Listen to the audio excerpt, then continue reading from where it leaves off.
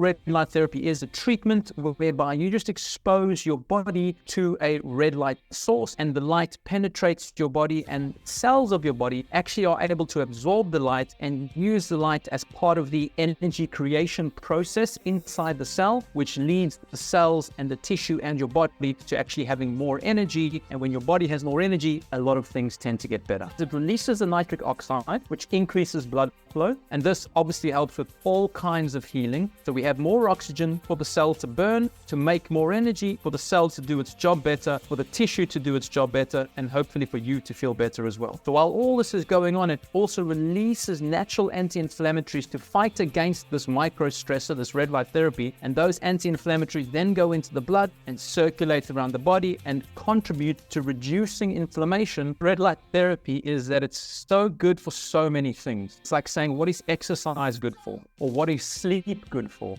Because it increases cellular energy, decreases inflammation, and increases blood flow. When you extrapolate that out, everything has the potential to benefit.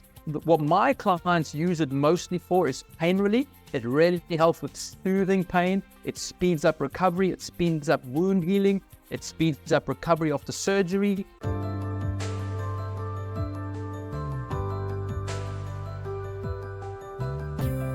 Hey there, welcome to the Happy Habit Podcast. I'm Matthew. If you enjoy learning all about health and well-being, well then you are in the right place. And if you're already familiar with this podcast and would like to show your support, please like, subscribe, and tell other people who you think might enjoy these episodes too.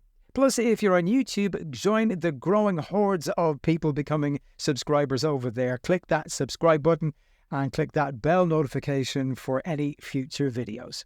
Today, we look at the fascinating medical treatment that is growing in popularity all over the world. That is red light therapy. I speak with Bryan Gohl. He's the founder of Red Light Rising, a company specialising in red light therapy. We ask, what is red light therapy and what conditions can it be used to treat? Find out how red light therapy affects the mitochondria in the cell and why this is so significant. We hear it is particularly beneficial when it comes to treating pain. How is red light therapy administered, for how long and how often? And are there any harmful side effects of this form of treatment?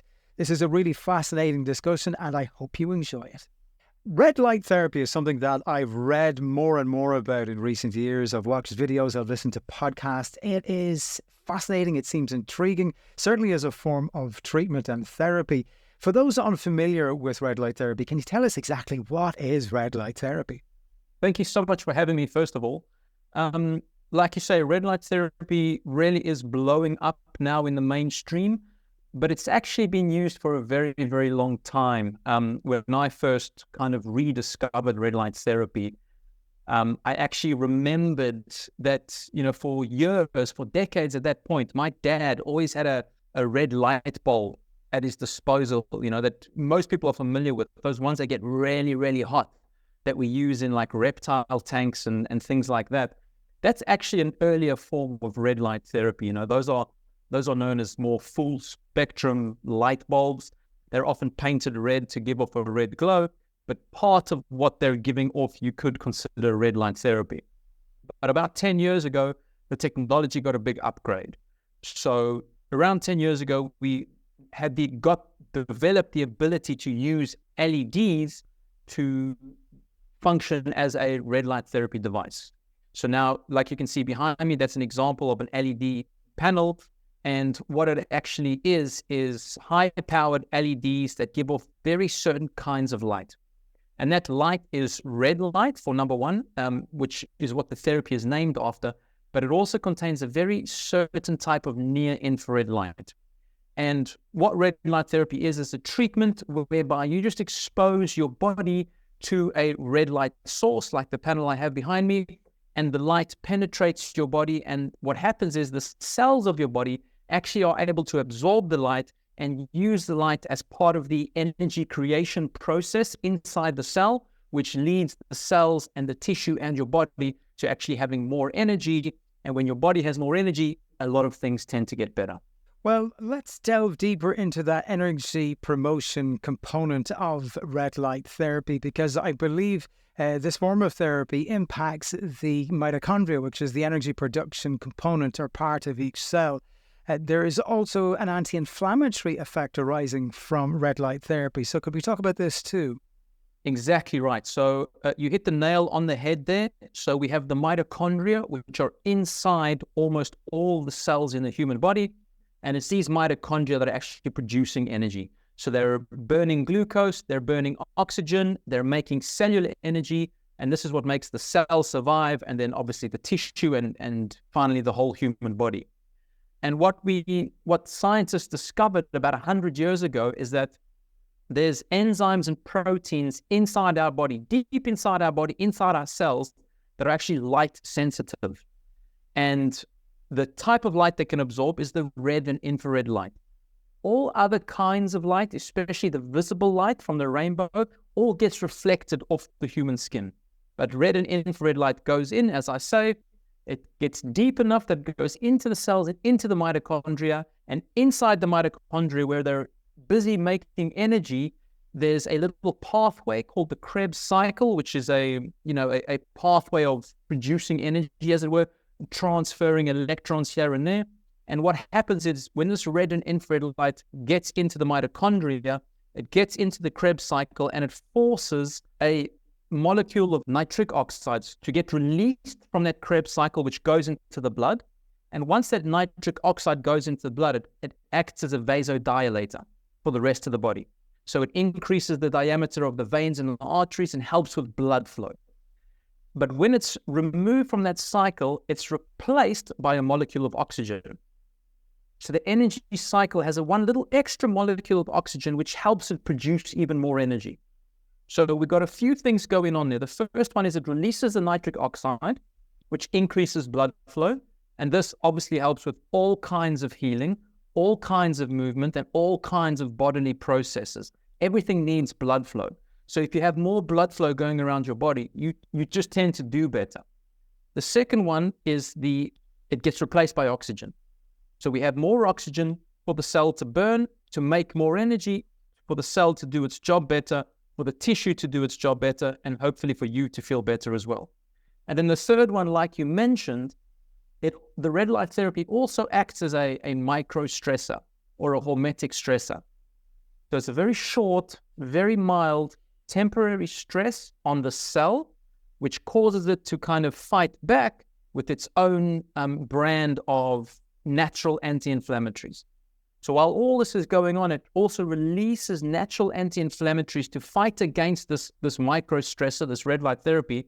And those anti-inflammatories then go into the blood and circulate around the body and contribute to reducing inflammation, whatever kind it may be and wherever it may be in the body. So listening to you there, I was just thinking it's a beneficial biochemical triple whammy, what between the nitric oxide, the oxygen, and the hormetic, the stress component. Obviously, we know that through exercise, whenever we stress ourselves physically, our body then overcompensates for that stress and we become stronger by degrees. Let's talk about the wavelengths of light that make up this form of therapy in the red and near red and infrared spectrum. What kind of wavelengths are we talking about? Red light therapy can be a little bit confusing, especially because some of the terms are interchangeable. A classic example is the word infrared. So infrared is a type of light. If anybody Googles the light spectrum and looks at images, you'll see that quite an interesting diagram of a spectrum of light, like a slice of light, and it'll go all the way from the gamma rays and the X-rays on one of the sides, I forget which side, and then it goes through all the UV lights, UVA, UVB, UVC. Then it comes into what we call the visible light spectrum, which is the colors of the rainbow. Obviously, when you see a rainbow, that's visible light that humans are able to see. Obviously, we can't see UV, we can't see X-ray, we can't see gamma rays. We also can't see infrared. So we go through all the colors of the rainbow, the blues, the greens, the yellows, the oranges. Then we get to the red section. Now, red light is obviously visible as red, and that's what forms the red part of the red light therapy. And this is roughly the 600 nanometers. So light is measured in nanometers. The 600s is what manifests as red. So red light therapy is, the spectrums are slowly expanding in what we use in these products because the technology is getting more affordable and cheaper to make.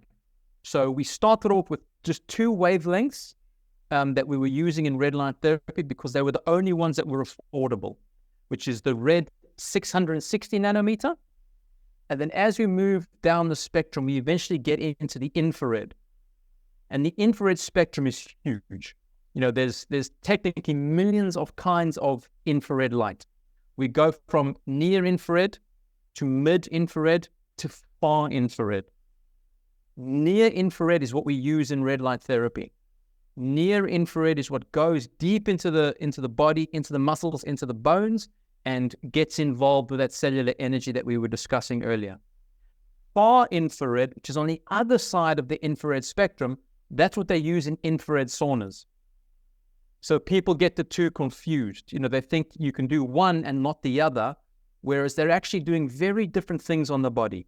Near infrared contributes to cellular energy production. Far infrared heats the water inside your body, which makes you sweat from the inside out. Both are very good, but they're very, very different. Great. I'm glad that you were able to point that out, because there is the potential for confusion there. Whenever I was Googling this subject, and for people who are new to the subject, the term that kept coming up was photobiomodulation. Could you tell us what that is? Yeah, that's a scientific, technical umbrella term for any kind of light therapy. I guess it's a related subject, but it's a bit of a tangent. Light therapy itself is huge. I mean, most people are aware of, you can get UV light therapy, whether it's a sunbed or something special in a hospital for certain skin conditions. UV light therapy is photobiomodulation. Red light therapy is photobiomodulation. You can do green light therapy, you can do blue light therapy, and then there's obviously the SAD lights that everybody's familiar with, the big white, bright panels. All of that is light therapy, and all of that falls under photobiomodulation. So photo meaning light, bio refers to biology, and modulation means changing or, working on. So it's just a technical umbrella term that people like to throw it around, so you seem learned, but it's a very simple explanation. For the audience watching or listening today, what are the benefits to them potentially of red light therapy? So the thing with red light therapy is that it's so good for so many things. It's like saying, what is exercise good for? Or what is sleep good for? It's because it increases cellular energy, decreases inflammation, and increases blood flow. When you extrapolate that out, everything has the potential to benefit. So what my clients use it mostly for is pain relief. It really helps with soothing pain. It speeds up recovery. It speeds up wound healing. It speeds up recovery after surgery.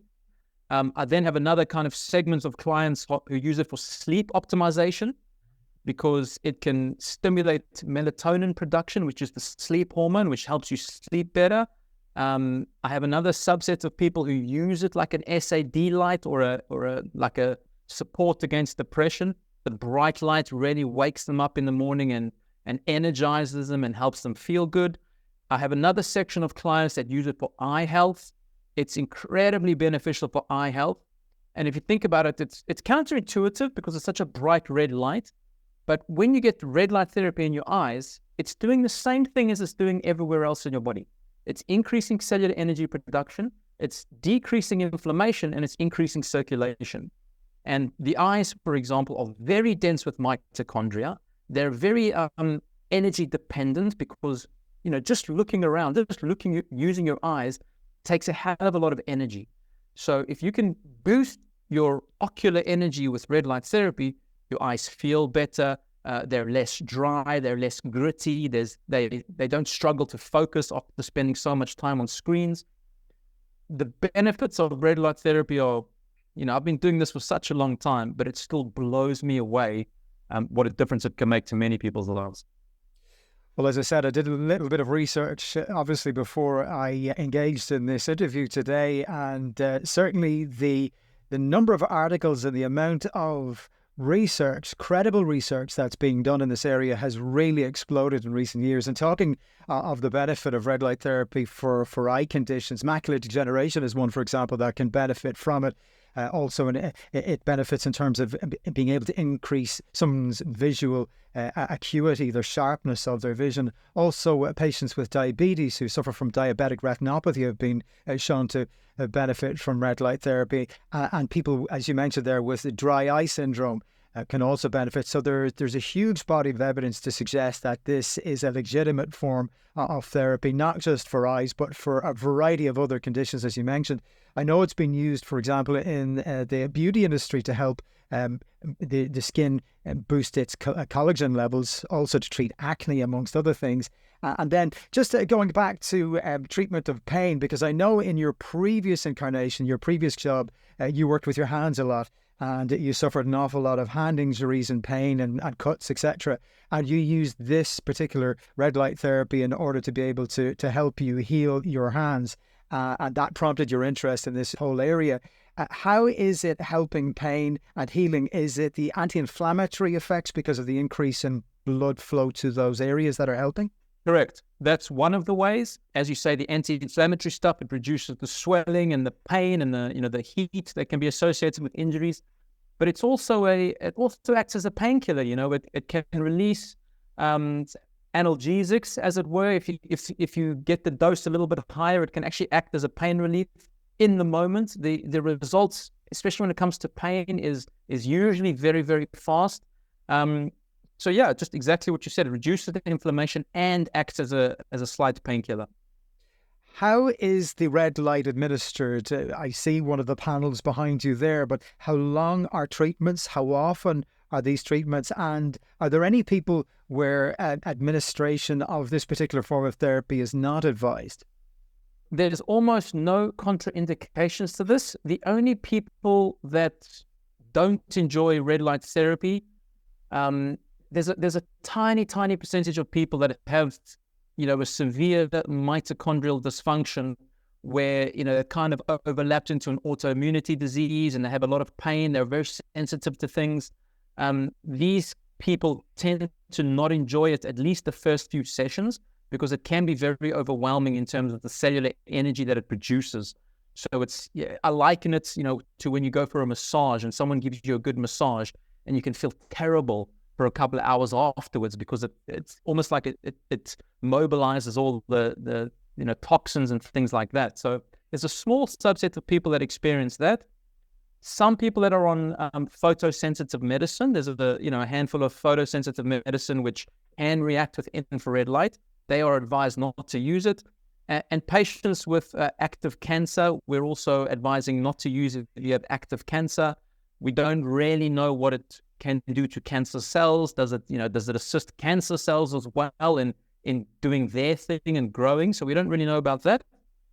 But for everybody else, it's absolutely safe. It's highly recommended, especially in the Northern Hemisphere, where we have long, dark winters and not enough sun. And actually in modern life, even if you live in a sunny country, you tend not to be spending that much time outdoors. You go from the house to the car to the office and etc. So treatments do vary, like you say, and products vary as well. So what I've got behind me is one of our full body setups. So this is designed to cover you from your chin all the way down to your ankles, shoulder to shoulder. So you get a good boost of red light therapy. You get a good boost of this healing light. And those are for our clients that are what we call like wellness minded, people that are preemptive. They might not necessarily have any health problems now, but they're living in such a way as to stave them off in the older years. So you might not have any complaints or ailments, but you know that red light therapy is so good for you that you're going to get some every day or every other day with something like a full body panel. If you could come to me and say, listen, my wrist, I had a motorbike accident. This is all I'm interested in. I want my wrist to heal. I got pain. There's much smaller devices which you can use that are handheld. There's flexible options so you can wrap it around it. If you've only focused on one part of your body, you can get a much smaller device. focus on that, heal it up fast, strengthen it, whatever the case is. And there's also, of course, if you're only focused on your face and your eyes, there's a device for your face and your eyes. And they do scale up all the way until you get a full body setup like that. And then again, how long would you be standing in front or exposing your wrist, for example, to one of these devices? And how often would you be doing it? Every day, several times a day? If you're in severe pain, many of my clients do it several times a day because it does have that pain relieving effect. So when it comes to pain, it kind of do what is making you feel better. For general wellness, you can do once or twice a day. Mornings, evening times are best. And the treatments are from 5 minutes to 25 minutes if you're doing a full body thing. So when I'm doing full body, I don't have any particular complaints, but I know how good it is. It's hopefully going to keep me young. I stand with my back to that for 10 minutes. I'll do my arms, my sides, my hips. Then I'll turn around and do my front for another 10 minutes. So I'm getting about 20 minutes. I'll do it every day if I can, but I also, I'm not worried if I miss a couple of days if I go on holiday, for example. And again, just to re-emphasize the fact that because of the particular wavelengths of light involved, you're not burning the skin, you're not burning the body, and you're not heating the body. There is that distinction between this wavelength of light, which is used for medical treatment purposes, and the red light that you would get in the sauna, as you mentioned earlier. A lot of saunas, like you say, do have a red light aspect, but it's very usually only for ambiance. Because the reason why these things are so big and quite expensive, relatively speaking, is because they're very, very high-powered LEDs. You need a lot of power to get the light to go into your body. So if you step into a sauna and there's a lovely red glow, it's most likely only there to help you feel relaxed. It's not powerful enough to give you actual red light therapy. It'll help you feel relaxed. It might be, it's slightly beneficial for your eyes because red light therapy is good for your eyes. Not just the therapy itself, but the color is very good with your eyes. And like you say, the real red light therapy doesn't make you sweat. It is warm because they're very, very high powered. There's a lot of energy coming out there. So it is warm, but it never makes you sweat. You stand in front of that for an hour, you're not going to sweat. You'll be warm, but you're not going to sweat. So there's a little bit of nuance there. There really is a whole host of research which is showing the efficacy of red light therapy's ability to treat a whole host of conditions. I found a couple of papers where patients with long COVID, particularly those with brain fog, saw improvements when they were treated with red light therapies. So it's really quite fascinating. Yeah, I mean, absolutely. It's counterintuitively, which is what makes red light therapy appear like snake oil to many skeptics. Because if you tell anybody, I've got something that's going to, help you heal, recover, more energy, less brain inflammation, less inflammation in general, better sleep, better eyesight, better muscle performance, faster recovery from surgeries, younger looking skin, more collagen. If you list everything off, it's hang on. This sounds insane. Like, how are you promising all of this with one thing? But I always try and circle it back to, whenever there's a skeptic in the room, I always circle it back to and say, we know it increases cellular energy, we know it decreases inflammation, and we know it increases blood flow. If no matter what condition you're referring to, if all of those are in place, even if two of them are in place, things get better. Because almost all disease, you could probably argue all disease or illness is an inflammation problem. So if you can reduce inflammation, it tends to get better. And if you can add more cellular energy at the same time that you're reducing inflammation, it gets better faster. And if you can also increase blood flow at the same time, it's the Holy Trinity. Everything just gets better faster, and things that are already well work better. As I said already, there's been an explosion in the number of articles and research studies in this area in recent years. If people want to find out more about your work, Bryan, where can they go online? So my company is called Red Light Rising. We are a UK company, so they can find us at redlightrising.co.uk. They can also follow along on Instagram. And if they're on the website, they're on the Instagram, they can sign up for our email newsletter, which we try to pack full of, a lot of information that I've already been speaking about, and just sharing, the science, and also the anecdotes and the reviews and the testimonials from my own clients.